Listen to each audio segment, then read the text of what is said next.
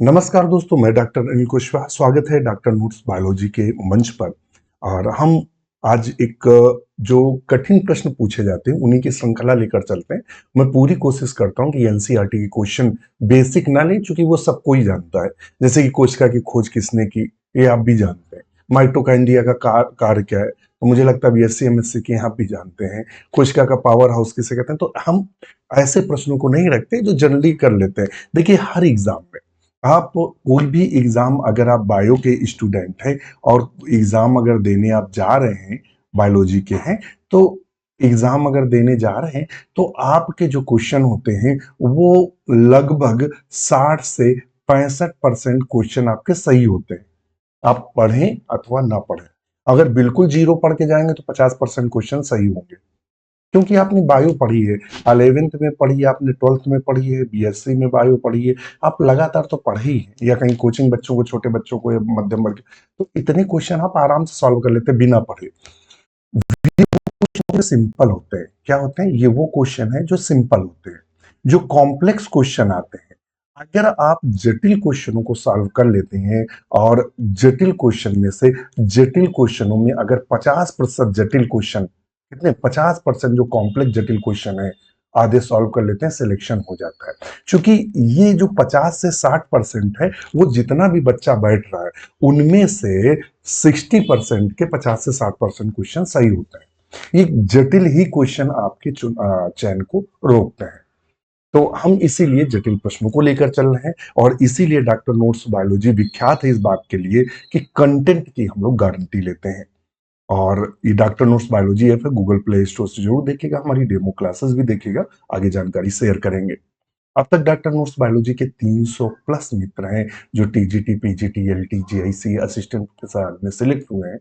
ये अपने आप में एक गर्व का विषय भी है, और वो इसीलिए क्योंकि कंटेंट अच्छा है। हो सकता है फोकस अच्छा ना हो, हमारा चीजें उतनी देखने में सुंदर ना हो, मगर नौकरी दिलवाने में बहुत सुंदर है। चलिए, नंबर फर्स्ट कहता है, on the basis of number and position of flagella vibrio cholerae is.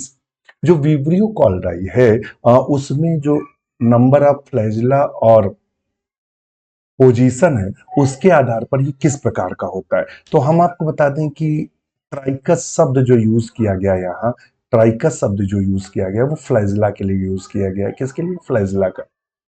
ए ट्राइकस का मतलब होता है फ्लैजिला लेस। क्या होता है? फ्लैजिला लेस की बात करता है, जिसमें फ्लैजिला।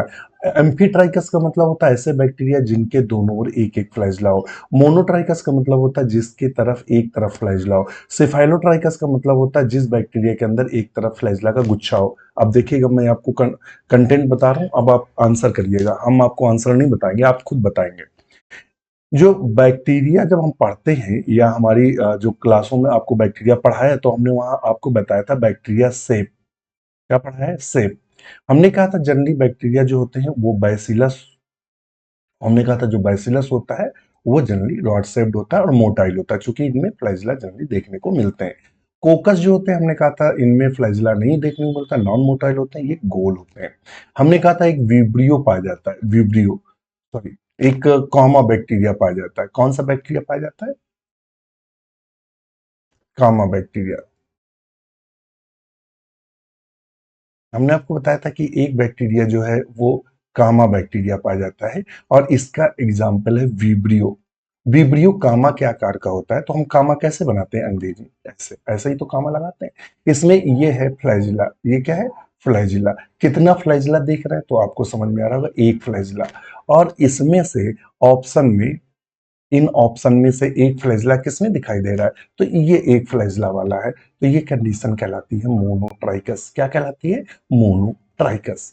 इसके लिए एक ट्रिक हमने बताई थी, थ्योरी क्लास जब पढ़ाई थी, माँ कल्प। हमने कहा था कि फ्लैजिला से एक क्वेश्चन, टीजीटी हो, पीजीटी हो, एलटी, जीआईसी, एमआरएस के, एक बैक्टीरिया में सबसे इंपॉर्टेंट जो पॉइंट्स है वो है उसका फ्लैजिला, जहां से सबसे ज्यादा क्वेश्चन पूछता है फ्लैजिला में, सबसे ज्यादा पूछता है। और दूसरी उसकी सेलवाल से क्वेश्चन उठता है, तो वो आगे की बात है। तो ये क्वेश्चन हमारा सही हुआ। क्वेश्चन नंबर 2 में कहता है, free living anaerobic nitrogen fixing bacteria. Free living का मतलब होता है स्वतंत्र रूप से अनाक्सी श्वसन करने वाले जो ऐसे बैक्टीरिया जो नाइट्रोजन को फिक्स करते हैं, उनमें से एग्जाम्पल कौन है? तो एक्चुअली में दो बैक्टीरिया आपको रट्टा मारना है एग्जाम के लिए, बार बार पूछे जाते हैं। एक पूछ देता है free living and aerobic nitrogen fixing bacteria, nitrogen fixing bacteria, एक तो ये पूछ देता है। इसका एग्जाम्पल है क्लोस्ट्रीडियम, ध्यान में रखना। एक पूछ देता है फ्री लिविंग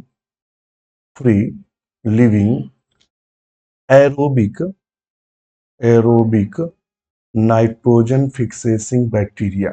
मतलब एरोबिक का मतलब ऑक्सीकृत, जो ऑक्सीजन की उपस्थिति में ही ग्रो करता है, ऐसा इनमें से बैक्टीरिया कौन है जो नाइट्रोजन फिक्सेशन।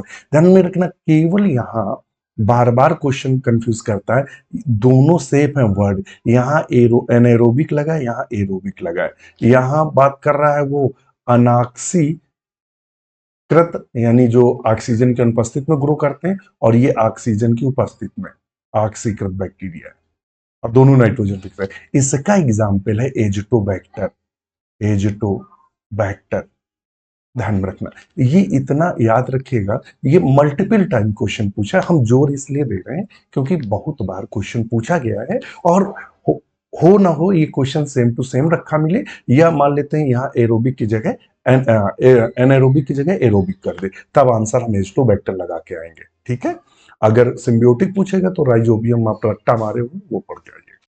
ठीक है, तो इसको थोड़ा सा ध्यान में रखिएगा, आंसर क्या पूछना है और जवाब हमें क्या देना है। अगर कोई भी आपकी क्वेरी है तो ये हमारा हेल्पलाइन नंबर है, आप इस पे कॉल मैसेज कर सकते हैं। हमारी वेबसाइट पर भी क्लासें देख सकते हैं, drnoorsbiology.in पर जाएंगे और वहां अपना अकाउंट बनाएंगे। और जो लोग ऐप पर अकाउंट बनाए हैं, ऐप वाला ही लॉगिन पासवर्ड यहाँ पड़ेगा, क्योंकि ऐप और वेबसाइट दोनों लिंक है। तो जैसे ही यहाँ लॉगिन पासवर्ड डालेंगे तो यहाँ भी आप टेस्ट वगैरह दे सकते हैं। क्वेश्चन नंबर 3 कह रहा है, asexual spores are generally not found in. अलैंगिक जनन के जो स्पोर हैं या बीजाणु हैं, वो किसमें नहीं पाए जाते? नॉट फाउंड इन, यानी एसेक्सुअल स्पोर नॉट फाउंड इन किसमें नहीं पाए जाते? एगेरिकस या पाइथियम या एल्ब्यूगो डाइजर। एगेरिकस क्या है? ये एक सैप्रोफिटिक फंगस है, यानी ये एक मृतोपजीवी कवक है, मृतोपजीवी कवक है। पाइथियम से रोग कौन सा होता है? तो आप सब जानते हैं, डैम्पिंग ऑफ होता है। कौन होता है? डैम्पिंग ऑफ टोबैको होता है, डैम्पिंग ऑफ टोबैको होता है। ठीक है, एल्ब्यूगो से जो रोग होता है वो व्हाइट रस्ट ऑफ क्रूसीफेरी होता है, क्रूसीफेरी होता है। राइजोपस भी एक सैप्रोफाइटिक फंगस है, यानी मृतोपजीवी कवक है जो गोबर आदि पर उगता है।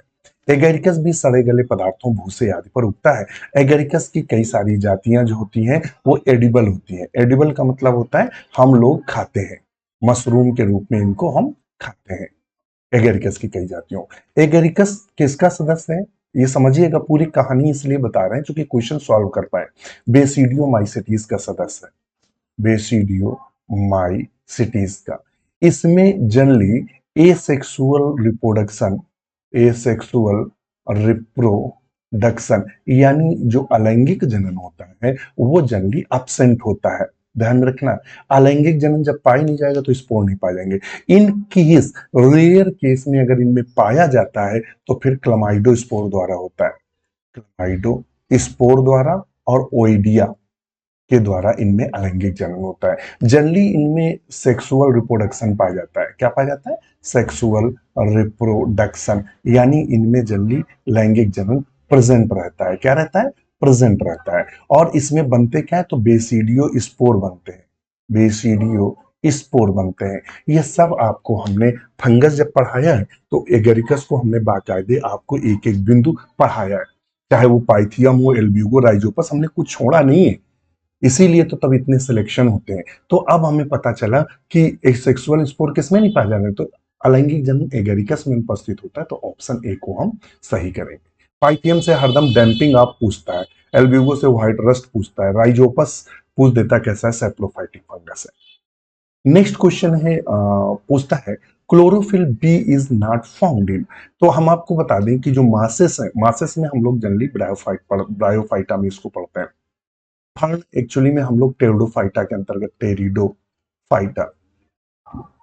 ग्रीन एल्गी, तो ये एल्गी के अंतर्गत आता है, ब्लू ग्रीन। तो मैं आपको बता दूं, ग्रीन एल्गी एक ऐसा है जिसमें क्लोरोफिल ए और बी दोनों पाए जाते हैं। टेरिडोफाइटा में भी क्लोरोफिल ए, जितने बड़े प्लांट हैं उसमें क्लोरोफिल ए, क्लोरोफिल बी इसमें पाया जाता है। लेकिन ब्लू ग्रीन जो एल्गी है, इसमें केवल क्लोरोफिल ए पाया जाता है और सी फाइकोसाइनिन पाया जाता है। क्या पाया जाता है? सी फाइकोसाइनिन नाम का पिगमेंट पाया जाता है, जिसके कारण ये ब्लू ग्रीन होते हैं। यानी इनको नील हरित शैवाल के नाम से जानते हैं। किसके नाम से जानते हैं? नील हरित शैवाल के नाम से जानते हैं। ठीक है। और ये जनरली क्या होते हैं? ये जनरली होते कैसे हैं? तो ये प्रोकैरियोट्स होते हैं। क्या होते हैं? प्रोकैरियोट्स होते हैं। मैंने आपको पहले इससे पहले बताया था। और ये क्या है? इनको साइनोबैक्टीरिया भी कहते हैं। क्या कहते हैं? साइनोबैक्टीरिया भी कहते हैं, क्योंकि ये समानता दिखाते हैं बैक्टीरिया के साथ। अगर हम आपको और जानकारी दे दें कि यदि आप हमारे साथ जुड़ना चाहते हैं, तो हमारा ऐप, ये आप देख रहे होंगे, ये हमारा जो ऐप है डॉक्टर नोट्स बायोलॉजी। इस ऐप को, ये ऐप है doctor notes biology, Google play store से डाउनलोड कर लीजिए। हमारा फ्रीडम प्रैक्टिस बैच है। दीपावली में जिस कंपनी का हमारा ऐप है, उस कंपनी ने ऑफर इस समय लॉन्च किया है हमारे बैच का। तो इस समय जो दीपावली पर ऑफर है, एक्चुअली में ये जो था वो 899 का था और लंबे समय तक रहा। दीपावली में उसने 599 का बैच कर दिया है, प्रैक्टिस बैच, जिसमें आपको टेस्ट जो है वो 80+ टेस्ट आपको अवेलेबल रहेंगे। और वीडियो क्लास, वीडियो जो है, कुछ वीडियोस भी इसमें मिलेंगे ऑब्जेक्टिव क्वेश्चन के, बाकी टेस्ट अवेलेबल रहेंगे। इससे आपको फायदा ये होगा कि आपका स्कोर जो है एग्जाम में जो कम होता है वो खत्म होगा। जो क्वेश्चन गलती कर आते हैं, 2-4 क्वेश्चन जो हर एग्जाम में छोड़ आते हैं, वो होगा। आपकी क्वेश्चन की प्रैक्टिस होगी और हमने उन्हीं प्रश्नों को रखा है जो हूबहू आपको एग्जाम में देखने को मिले। तो आपकी एक तो तैयारी भी हो जाएगी, क्वेश्चन गलत होने के भी चांस एग्जाम में कम हो जाएंगे, और आप उन क्वेश्चनों को सॉल्व कर रहे हैं जो एग्जाम में हूबहू देखने को मिलेंगे। हमने इसी तरह प्रश्नों का चुनाव किया है। तो आज ही इस बैच से जुड़े, और ये केवल 599, वैलिडिटी 1 ईयर है। ये आपके साथ 1 ईयर तक रहेगा। और चाहे वो हमारा विजेता हो, ये एलटी जीआईसी में, विजेता बैच हमने 100% कंप्लीट कर दिया है। एलटी जीआईसी वाला जो बैच है वो दिसंबर 15 तक, 15 दिसंबर तक ये भी बैच, हमने जूलॉजी पूरी खत्म कर दी है, बॉटनी पढ़ा रहे हैं, और वो 15 दिसंबर तक हर हाल में, और 2-4 दिन आगे पीछे 15 दिसंबर तक एलटी के बैच की सारी क्लासें कंप्लीट कर देंगे। जो क्लासें हो चुकी हैं वो रिकॉर्डेड फॉर्म में मिलेंगी, जो लाइव क्लासें हैं वो आती रहेंगी। अगर आप उस समय नहीं देख पाते तो ये रिकॉर्डेड फॉर्म में चली जाती हैं, जब चाहे तब देख सकते हैं। ये केवल 999, अभी तक ये बैच ऑफर के बाद 1499 का था, चाहे वो विजेता हो चाहे एलटी। इस समय 999 का है। आज ही जुड़िए। और मैं आपसे इसलिए कह रहा हूं कि इन बैच में आपको मिलता क्या है, तो सारी के सारी थ्योरी क्लासेस, सारी की सारी एमसीक्यू क्लासेस, सारे के सारे old solve question paper classes, 1500 PDF की लाइब्रेरी। कितनी? 1500 पीडीएफ की आपको लाइब्रेरी मिलेगी। जीएस नोट्स की, ये तो बायो की लाइब्रेरी है, और जीएस नोट्स की भी आपको लाइब्रेरी अवेलेबल कराई गई है। डिस्कशन ग्रुप है, और ये ओनली 999, वैलिडिटी जो है वो 1 ईयर है। और ये बैच जो ऑफर है वो कभी भी खत्म हो सकता है, तो लाभ लीजिए। देखिएगा, मान लेते हैं आप तैयारी करना, आज हमसे जुड़ते हैं, कल जुड़ते हैं, अगर आप लगातार तैयारी कर रहे हैं, तो मान लेते हैं एलटी में यदि आप चूक जाते हैं तो आगे टीजीटी लगा है, उसमें सफल हो जाएंगे। मान लो टीजीटी में चूक गए तो पीजीटी लगा, उसमें हो जाएंगे। पीजीटी में चूके तो जीआईसी में निकल जाएंगे। जीआईसी में चूके तो केवीएस आने वाली है। तो मतलब अगर आप हमारे साथ तैयारी करते हैं तो सिलेक्शन श्योर है। वैसे मेरा टारगेट है कि आप एलटी में नौकरी पाए। अब आप पर है, अगर आप विधिवत मेहनत, देखिए 300+ मित्रों का चयन हुआ है, तो हवा में नहीं हुआ है। और सबसे ज्यादा चयन देने वाला बायोलॉजी में परिवार है। तो इसीलिए मैं आपसे भी कहता हूं कि आप भी जुड़े। अधिक कंटेंट की मैं गारंटी लेता हूं। नेक्स्ट क्वेश्चन पर चलते हैं। क्वेश्चन नंबर, अधिक जानकारी के लिए आप हमारे हेल्पलाइन नंबर पर कॉल मैसेज कर सकते हैं, आपकी पूरी सहायता की जाएगी। क्वेश्चन नंबर 5 है, most common microbiont in lichen belong to the. तो देखिएगा, जो जब लाइकेन हम पढ़ते हैं तो लाइकेन दो चीजों से मिला होता है। जो एल्गी है, एल्गी एल्गी को बोलते हैं फाइकोबियोट। ध्यान में रखना, ये समझ लो क्या बोलते हैं, फाइकोबियोट। और जो फंगस है, कवक है, उस कवक को बोलते हैं माइकोबियॉन्ट। क्या बोलते हैं? माइकोबियॉन्ट, बियॉन्ड के नाम से। अब पूछ रहा है फंगस की कौन कौन, तो इसमें दो ग्रुप के सबसे ज्यादा जो पाए जाते हैं एस्कोमाइसिटीज के सदस्य पाए जाते हैं, कवक पढ़ाया था तो वर्गीकरण बताया था। दूसरा बेसिडियोमाइसिटीज के सदस्य पाए जाते हैं, बेसिडियोमाइसिटीज के सदस्य पाए जाते हैं। जबकि एल्गी में अगर आपसे पूछेगा तो इसमें ब्लू ग्रीन एल्गी पाए जाते हैं, यानी क्लोरोफाइसी, ब्लू ग्रीन एल्गी अर्थात एल्गी अर्थात साइनोफाइसी, और दूसरा क्लोरोफाइसी के सदस्य पाए जाते हैं। तो यहां चूंकि उसने पूछा है सबसे ज्यादा, तो एस्कोमाइसिटीज के सदस्य पाए जाते हैं, तो ऑप्शन सी है। जो कॉमन माइकोबियॉन्ट है या कॉमन कवक है, वह कॉमन कवक कौन है? तो जो कॉमन कवक है वो जनरली हमारे कौन है? एस्कोमाइसिटीज के सदस्य हैं। तो ऑप्शन हम सी को सही करेंगे। क्वेश्चन नंबर 6 पर चलते हैं, और क्वेश्चन नंबर 6 पर वो कह रहा है, क्या कह रहा है?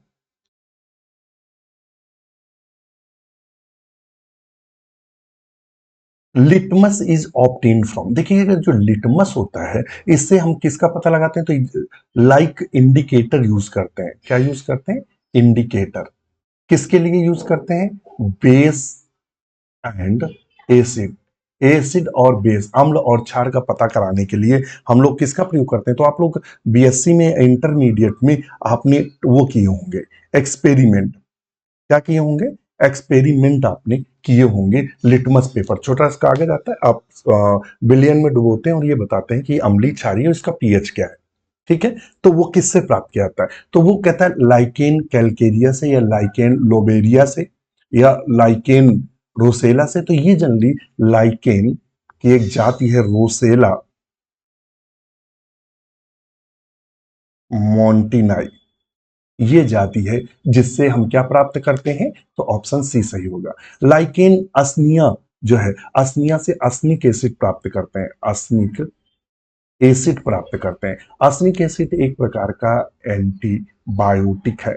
एग्जाम में पूछ देता है कि एंटीबायोटिक जो लाइकेन की किस जात से प्राप्त करते हैं, तो लाइकेन की जाति है असनिया, असनिया से प्राप्त करते हैं। फिर आपसे पूछेगा कि जो असनिक एसिड प्राप्त करते हैं तो भी असनिया से ही प्राप्त करते हैं। तो हमारा इसको आपको ध्यान में रखना। तो ऑप्शन हमारा कौन सा सही होगा? रोसेला। और ये मैं आपको जानकारी दे दूं, ये टीजीटी 2021 का बना हुआ क्वेश्चन है। नेक्स्ट क्वेश्चन है, काल की वजह से डिस्टर्ब हुआ। तो क्वेश्चन नंबर 7 पर चलते हैं, और क्वेश्चन नंबर हमारा 7 क्या कह रहा है? कह रहा है which one of the following belong to the group embryophyta. तो जब हम क्लासिफिकेशन करते हैं, सॉरी, जब हम क्लासिफिकेशन करते हैं, वर्गीकरण करते हैं, तो दो भागों में बांटते हैं। एक बात है थैलोफाइटा, थैलोफाइटा। फिर हम एक ग्रुप बांटते हैं इसी में एम्ब्रियोफाइटा। क्या बांटते हैं? एम्ब्रियोफाइटा, जिसमें भ्रूण बनते हैं। तो एम्ब्रियोफाइटा, देखिए एल्गी ऐसा है, एम्ब्रियोलेस है, एम्ब्रियोलेस है, कोई एम्ब्रियो नहीं पाया जाता। फंगस भी एम्ब्रियोलेस है, इसमें भी कोई भ्रूण नहीं बनता। और चूंकि इन्हीं से ये बना है, तो ये एम्ब्रियो किसमें देखने को? एम्ब्रियोफाइटा में आ रहा है, बी ब्रायोफाइटा को एम्ब्रियोफाइटा के अंतर्गत रखते हैं। नेक्स्ट क्वेश्चन है नर्स। ये पीजीटी एवं टीजीटी में मल्टीपल टाइम, और ये 2021 में क्वेश्चन बन चुका है कि nurse cells are found in. Nurse cell किसमें पाई जाती है? नर्स सेल किसमें पाई जाती है? तो क्वेश्चन जो सॉल्व कराया जाता है पीजीटी का और टीजीटी का, तो कई लोग गलत बता रहे थे, फ्यूनेरिया बता रहे थे, जबकि वो गलत था। ठीक है, जब क्वेश्चन पेपर हुआ था तब कुछ लोगों ने सॉल्व कराया था, ये गलत है। एक्चुअली में nurse cell found in Riccia किसमें पाई जाती है? तो नर्स जो सेल है फाउंड इन, कहां पाई जाती है? Found in Riccia. रिक्सिया में प्राय हमें नर्स सेल देखने को मिलती है। क्यों? क्योंकि a few spore mother cell, spore mother cell remain remain sterile. कुछ जो स्पोर मदर सेल होती हैं वो स्टेराइल हो जाती हैं, उनमें जनन की क्षमता खत्म हो जाती है। तो जो स्पोर मदर सेल जिनमें जनन की क्षमता खत्म हो जाती है, तो ये स्टेराइल जो स्पोर मदर सेल होती हैं, ये प्रोवाइड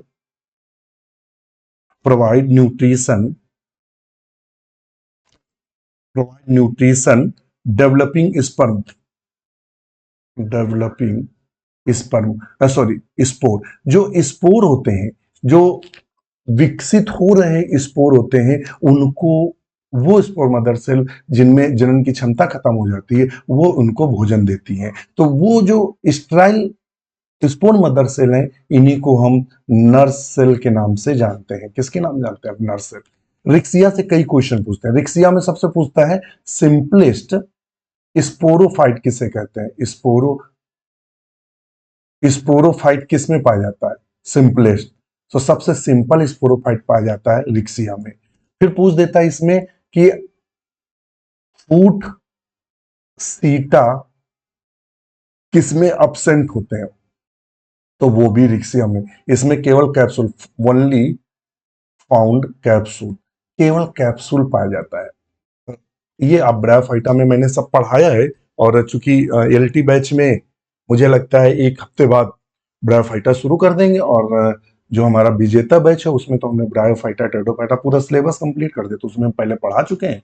और जो ये वाला बैच है एलटी वाला, इसको भी 15 दिसंबर तक हर हाल में कंप्लीट कर देंगे। तो इसी हफ्ते या फिर अगले हफ्ते या मतलब यही लगभग 4 से 5 दिन में, 4 से 5 दिन में हम लोग एलगी खत्म कर लेंगे। उसके बाद ब्रायोफाइटा पढ़ाएंगे, और 5 से 6 दिन में ब्रायोफाइटा भी हम लोग खत्म कर लेंगे। हम लोग स्पीड पकड़े हुए हैं, डबल डबल। उधर हम लोग साइटोलॉजी पढ़ा रहे हैं जूलॉजी के अंतर्गत, और इधर हम लोग एलगी पढ़ा रहे हैं। तो एक दिन में 2 क्लासेस आ रही हैं बड़ी बड़ी। तो हम लोगों का टारगेट जो है वो 15 दिसंबर तक है कि हर हाल में सिलेबस कंप्लीट करें। और मतलब ये नहीं है हमारी, देखिए हम आपको फिर बता दें, हम आपको एक चीज बता दें, कभी भी मैं मैराथन या इस तरह की क्लासें नहीं चलाता। मैं बहुत धैर्य के साथ पढ़ाता हूँ, क्योंकि कंपटीशन के साथ मजाक नहीं, कंपटीशन के साथ व्यवसाय नहीं। मेरा मानना है कि आप जो तैयारी कर रहे हैं उसमें व्यवसाय नहीं। व्यवसाय इसलिए नहीं क्योंकि व्यवसाय करने के लिए मैं नौकरी कर रहा हूं, तो ईश्वर की कृपा से अच्छी खासी सैलरी मिलती है, तो उसमें व्यवसाय नहीं। मेरा टारगेट है सिर्फ आपको जॉब दिलाना। तो इसीलिए आपने देखा होगा कि हम जैसे, देखिए अभी केवीएस आया नहीं है, मगर 4 से 6 दिन में हम केवीएस का न्यू बैच लॉन्च करेंगे। न्यू बैच जो है वो केवीएस और एनवीएस और डीएसएस भी, ध्यान में रखना, कॉम्बो बैच ही लॉन्च करेंगे। इसके अलावा जो एमपी का वर्ग फर्स्ट है, एमपी वर्ग फर्स्ट, इसका एक और इसके अलावा बीपीएससी, ये इतने का कॉम्बो बैच हम लॉन्च करने वाले हैं। और हम इसलिए लॉन्च करेंगे कि पता लगा केवीएस की वैकेंसी जब आती है, ध्यान में रखना, जब केवीएस की वैकेंसी आती है तो मुश्किल से 2 माह का समय मिलता है, 2 मंथ का समय मिलता है। उसके बाद एग्जाम करा लेते हैं 2 से 3 मंथ में। और सिलेबस कंप्लीट करने में हमें 5 से 6 महीना आराम से चाहिए, रिलैक्स होकर पढ़ाने के लिए। तो अभी से हम स्टार्ट करेंगे। मान लेते हैं 2 महीने बाद या 3 महीने बाद वैकेंसी आती है, तो 3 महीने हमें इधर मिल गए, और आगे 3 महीने मिल जाएंगे, तो हमारा 6 महीने में बेहतरीन तरीके से हम लोग कोर्स कंप्लीट करें। इसीलिए हम भाग भाग के दौड़ दौड़ के नहीं पढ़ाते हैं, ये भी ले लो और ये भी ले लो, ये ले लो। इसीलिए ऐसा है, इसीलिए हम धैर्य के साथ पढ़ाते हैं, तभी सिलेक्शन होते हैं। और चूंकि मेन काम सेलिंग नहीं है कि आपको सेल करना हो। क्वेश्चन नंबर 8 कहता है, अच्छा इसका आंसर बताया कि बातों में लग गए? बता दिया, ए है उसका। क्वेश्चन नंबर 8 है, इलेटर्स ऑफ मार्केंसिया आर, मार्केंसिया के जो इलेटर हैं वो कैसे होते हैं? तो देखिए इलेटर्स क्या होते हैं, ध्यान में रखना, इलेटर्स क्या होते हैं? Non dividing spore mother cell होती हैं, स्पोर मदर सेल होती हैं, जो स्ट्राइल हो जाती हैं। कैसे हो जाती हैं? स्ट्राइल हो जाती हैं। तो अर्थात ये द्विगुणित ही रहती हैं। दूसरा, इस इनका जो इलेटर होता है मार्केंसिया का, तो चित्र देख लो, मैंने बनवाया है उसमें, कॉपी पे आपको बनवाया भी था। हमने कहा था इस तरह से उसमें स्पाइरल थिकनिंग देखने को मिलती है। ये क्या देखने को मिलती है? एग्जाम में पूछता है कि मार्केंसिया में किस प्रकार का इलेटर में थिकनिंग होती है, तो स्पाइरल थिकनिंग होती है, थिकनिंग होती है, ध्यान में रखना, स्पाइरल थिकनिंग होती है। और ये इनका कार्य क्या है? तो ये हाइग्रोस्कोपिक नेचर के होते हैं, हाइग्रोस्कोपिक, अर्थात ये जल को वायुमंडल से सोखते हैं और फूलते हैं, जिसके कारण जो कैप्सूल होता है वो फट जाता है और स्पोर सारे मुक्त हो जाते हैं। तो ये कैसा है? डिप्लॉयड है एंड हाइग्रोस्कोपिक नेचर का है। ऑप्शन बी को हम सही करेंगे। ये कंडीशन देखने को मिलती है। क्वेश्चन नंबर 9 में कहते हैं, और ये अभी 2021 में क्वेश्चन पूछा था, क्रेनियल कैनाल्स, और ये खास बात है, ये टीजीटी में भी पूछा था और पीजीटी में भी दोनों बार पूछा गया 21 में। The cranial canal are found in the stem of Equisetum. Equisetum में दो प्रकार की कैनाल देखने को मिलती हैं। कौन कौन? एक होता है वेलिकुलर कैनाल, ध्यान में रखना, दो प्रकार की हमें कैनाल देखने को मिलती है। एक कैनाल देखने को मिलती है साइजो लाइसिजिनस, साइजो लाइसिजिनस कैनाल, इसी को हम वेलिकुलर कैनाल, एग्जाम में पूछा गया है, वेलिकुलर कैनाल बोलते हैं। और दूसरी जो देखने को मिलती है वो देखने को मिलती कौन? कारिनल, कारिनल कैनाल, कारिनल कैनाल देखने को मिलती है। दो तरह carinal canals are found in the stem of, तो कारिनल कैनाल और साइजोलाइसोजिनस कैनाल या वेलिकुलर, दो कैनाल देखने को मिलती है। जो ये वाली कैनाल है ये कॉर्टेक्स में पाई जाती है। किस में पाई जाती है? कॉर्टेक्स में। जो कारिनल कैनाल है, कौन सी कैनाल? कारिनल। कारिनल कैनाल जो होता है द मैच्योर, देखो मैं सोच रहा था जब पढ़ाने बैठा था तो मैं सोच रहा था कि ये जो है वो आधे घंटे में समाप्त करना है, मगर जब क्वेश्चन देखते हैं तो मन की भड़ास निकलती है। मुझे लगता है यार ये भी पूछा गया है, ये भी पूछा गया है, ये भी पूछा गया है, और एक तरफ लगता है शॉर्ट करो, एक तरफ लगता है यार बता दो नहीं। एग्जाम में चूंकि ये चीजें कई बार पूछी गई हैं तो अगर बता देंगे तो अगर एक भी क्वेश्चन बंदे का सही हो गया तो पता लगा सिलेक्शन हो जाएगा, अगर एक से रुक रहा होगा, तो इसलिए डिटेल बतानी पड़ती है। तो कहता है the mature bundle of protoxylem, xylem element, चलो हम इतना ही बता रहे हैं। एक्चुअली में ये पाया जाता है वेस्कुलर बंडल में। किस में पाया जाता है? बताने को बहुत है मगर शॉर्ट कर दे रहे हैं, वेस्कुलर बंडल में। तो यहां हमारा ऑप्शन है वेस्कुलर बंडल में कैरिनल, जो कारिनल कैनाल या कैरिनल कैनाल है, कारिनल कैनाल वेस्कुलर बंडल में पाई जाती है। और पीजीटी में यही पूछा था, कारिनल कैनाल कहां पाई जाती है? ये टीजीटी में पूछा था। पीजीटी में पूछा था तो वहां वेस्कुलर बंडल नहीं दिया था, जाइलम दिया था, मेटाजाइलम, प्रोटोजाइलम। तो ये प्रोटोजाइलम है, प्रोटोजाइलम ध्यान में रखना। पीजीटी में पूछा था प्रोटोजाइलम तो प्रोटोजाइलम। अगर यहाँ ध्यान में रखें, क्वेश्चन घुमाएगा कारिनल कैनाल फाउंडिंग, तो यहां देगा प्रोटोजाइलम, मेटाजाइलम विथ कॉर्टेक्स, तो आंसर लगाना है कि ये प्रोटोजाइलम। जाइलम भी दोनों देगा, मेटा और प्रोजाइलम या प्रोटोजाइलम लिखेंगे यहाँ पूरा, प्रोटोजाइलम या प्रोजाइलम, ठीक है, प्रोटोजाइलम, ठीक है। प्रोटोजाइलम पूछेगा तो प्रोटोजाइलम को टिक करना, मेटाजाइलम जब कई प्रकार के जाइलम दिया हो तो सिर्फ प्रोटो को टिक करना है, ठीक है। तो यहां हम चूंकि पूछा है तो वो होगा राइजोफोर फाउंडिन, सबसे इंपॉर्टेंट है। राइजोफोर क्या होता है? एक स्पेशल स्ट्रक्चर है, स्पेशल स्ट्रक्चर है या विशेषीकृत संरचना है। फाउंड इन किस में पाया जाता है? कहता मार्सिलिया, मार्सिलिया में जो सबसे ज्यादा क्वेश्चन पूछता है स्पोरोकार्प पाया जाता है, विशेष संरचना। इक्विसिटम में स्ट्रोबिलस पाया जाता है, स्ट्रोबिलस पाया जाता है। लाइकोपोडियम में भी स्ट्रोबिलस पाया जाता है। स्लेजनेला में स्पेशल संरचना पाई जाती है। अगर हम इस तरह का स्लेजनेला बना ले, ये ऐसे, ये ऐसे स्लेजनेला बनेगा, यहाँ इस तरह की कुछ संरचनाएं लटकती रहती हैं। ये जैसे मान लेते हैं ये इसका स्टेम है, यहाँ से ये संरचनाएं लटकती रहती है ऐसे, जिसको हम राइजोफोर बोलते हैं। क्या बोलते हैं? राइजोफोर। राइजोफोर ध्यान में रखना, इसमें दोनों करेक्टर पाए जाते हैं, लीफ के भी करेक्टर पाए जाते हैं और स्टेम के भी पाए जाते हैं। और पीजीटी और टीजीटी 2021 में दो दो क्वेश्चन राइजोफोर से बने थे, और उसने ये पूछा था कि किस वैज्ञानिक ने कहा, सॉरी लीफ नहीं, लीफ और रूट, रूट और स्टेम। तो उसने पूछा था किस वैज्ञानिक ने रूट को बताया, किस वैज्ञानिक ने स्टेम बताया, किस वैज्ञानिक ने सिनोसियस करके एक हाइपोथेसिस दी गई थी वो किसने बताया। तो ये वहां वैज्ञानिकों के नाम पूछे गए थे 2021 में इसी से। और राइजोफोर तो पूछा जाता है। तो राइजोफोर में रूट के भी लक्षण, जड़ के भी लक्षण पाए जाते हैं और तने के भी लक्षण पाए जाते हैं। तो इसका आंसर डी सही है, स्लेजनेला। नेक्स्ट क्वेश्चन है, male gametes in ferns are. Ferns के जो मेल गैमीट होते हैं कैसे कहता है, बाइसिलिएट होते हैं, क्वाड्री या मल्टीसिलिएट। तो फर्न के जो गैमीट्स होते हैं जनरली मल्टीसिलिएट होते हैं। कैसे होते हैं, मल्टीसिलिएट होते हैं। नेक्स्ट क्वेश्चन है 12 नंबर,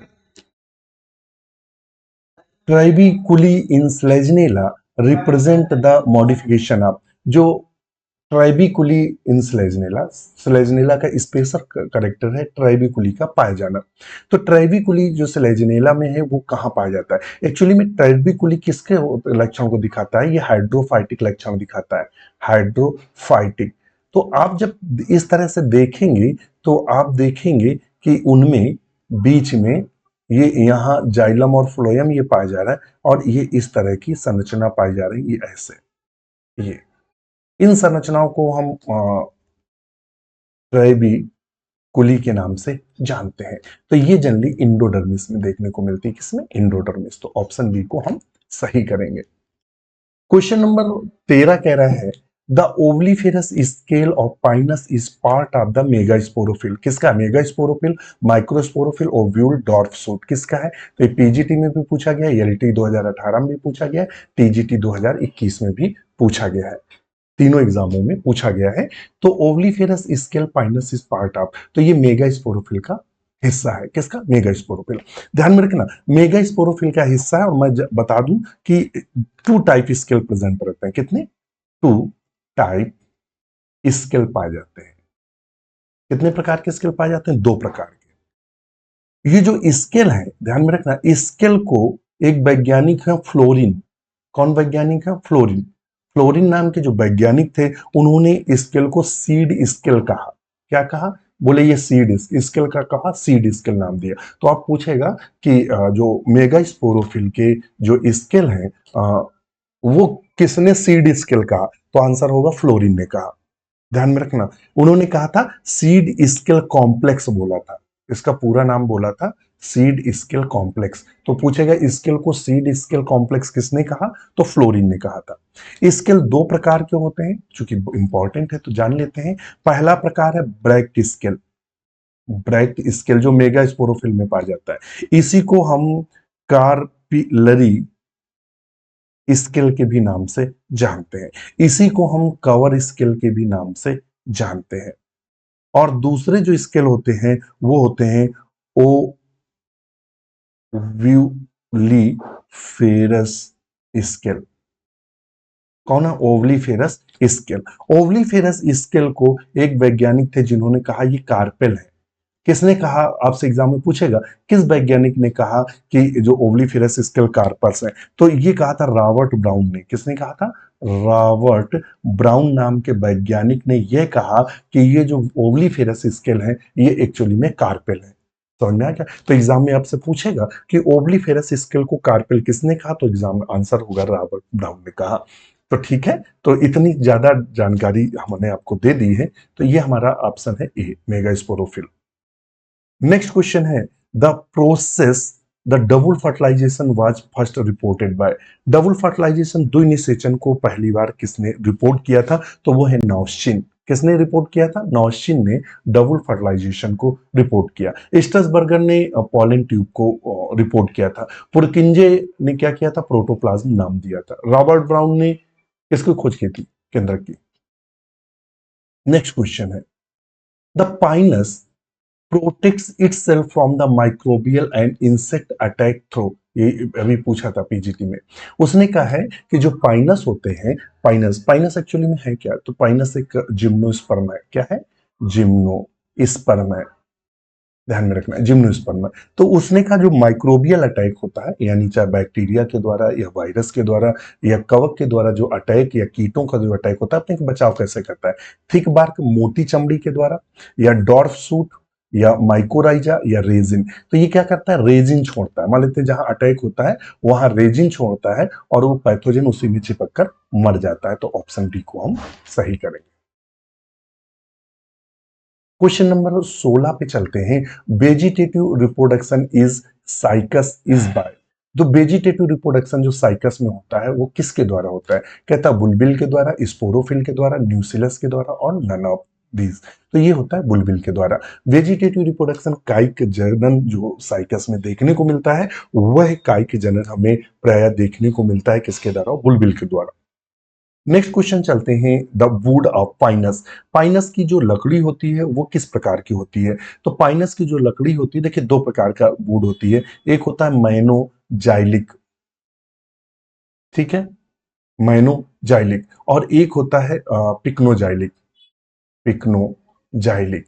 माइनोजाइलिक जो वुड होती है वो साइकस में पाई जाती है, सबसे इंपॉर्टेंट टॉपिक है, ये बहुत पूछता है। और जो पिक्नोजाइलिक वुड होती है, पी से पिक्नो, पी से पाइनस में पाई जाती है।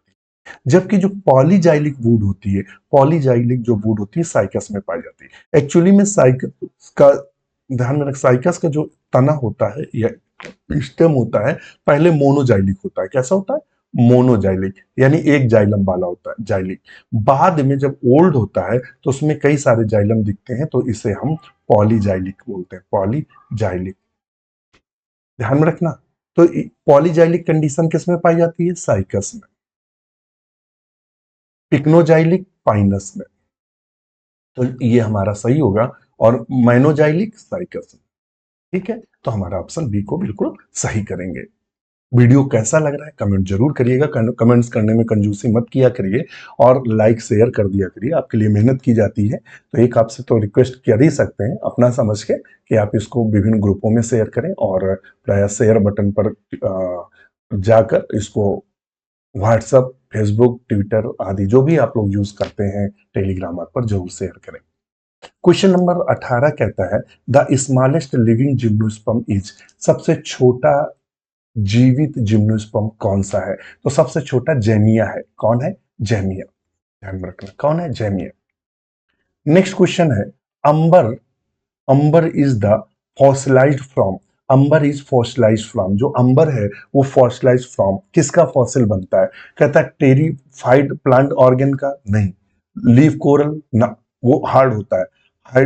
हाइड्रोनेटेड रेजिन सिक्रीशन, तो ये बनता है सी। और आपने मूवी देखी होगी जुरैसिक पार्क, जो पहली वाली पार्ट पहला है, तो उसमें उसने दिखाता है एक छोटा सा अंबर लिए रहता है, उसमें एक मच्छर फंसा रहता है। तो मतलब समझिए ये फॉसिल कैसे हुए। उस समय जो पौधे रहे साइकस या पाइनस आदि के, उनसे रेजिन निकला, मान लेते उसमें कोई मच्छर चिपक गया, वो उसी में दब गया, वो पौधा गिर गया, मिट्टी में दब गया, तो वो पता लगा फॉसिल्स में कन्वर्ट हो गया। उसके साथ जो जीव उसमें फंसे थे वो भी फॉसिल में बदल गए। तो ये है हाइड्रेटेड रेजिन सिक्रीशन से बनते हैं ये। नेक्स्ट क्वेश्चन 20 है which one is not fossil type. इनमें से कौन फॉसिल टाइप नहीं है? कोलबाल, अंबर, कंपैक्शन या बसाल्ट। बसाल्ट एक फॉसिल टाइप नहीं है। बसाल्ट क्या फॉसिल टाइप नहीं है, जबकि कोलबाल, अंबर और कंपैक्शन ये सब फॉसिल के प्रकार है। क्वेश्चन नंबर 21 पर चलते हैं। Which of the following was described by Kidston and Lang from the Devonian. तो आप जब टेरिडोफाइट पढ़ते हैं, टेरिडोफाइटा पढ़ते हैं, और टेरिडोफाइटा में पहला ही चैप्टर है राहिनिया। कौन है? राहिनिया। तो वहां एक पहले ही लिखा रहता है डिस्कवर्ड बाय, डिस्कवर्ड बाय। राहिनिया को किसने खोजा था? किंडस्टन और लैंग ने खोजा था। किस स्थान पर खोजा था? तो स्थान का नाम था राहिनी। क्या था? राहिनी नाम के स्थान पर खोजा था, इसीलिए इसका नाम राहिनिया रख दिया। किसने खोजा? किंडस्टन और लैंग ने। किस पीरियड का ये फॉसिल है? डिवोनियन पीरियड का फॉसिल्स था। ध्यान में रखना, तो ऑप्शन ए को ध्यान में रखना है। क्वेश्चन नंबर 22 कहता है the first seed plant appear during. पहला जो सीड प्लांट है वो हमें कब दिखाई दिया? तो वो जनरली डिवोनियन पीरियड में दिखाई दिया। नेक्स्ट क्वेश्चन है in which the following families the calyx is modified into pappus. इसमें वो कौन सी फैमिली है जिसका जो कैलेक्स है वो पैपस में यानी रोईनुमा संरचनाओं में बदल जाता है? तो वो है कंपोस्टी। कौन है? कंपोस्टी। या एस्ट्रेसी फैमिली है तो कंपोस्टी। तो ऑप्शन सी को सही करेंगे। और ये दो क्वेश्चन के आंसर आपको कमेंट्स बॉक्स में देना है। In P aestivation of पीटलिस। जो मटर है, मटर में जो पेटल्स का एस्टिवेशन है या विन्यास है, क्या है? विन्यास पढ़ते हैं ना, पेटल्स का मतलब समझते हो? दल, पुंज, हिंदी में बोलते हैं दल पुंज। तो दल पुंज का जो विन्यास है मटर में, वो कैसे पकड़ा, वाल्वेट है या वाइक्सिलरी है या ट्विस्टेड है? आप आंसर 24 का जरूर करिएगा, हम आपके कमेंट्स का इंतजार रहेगा।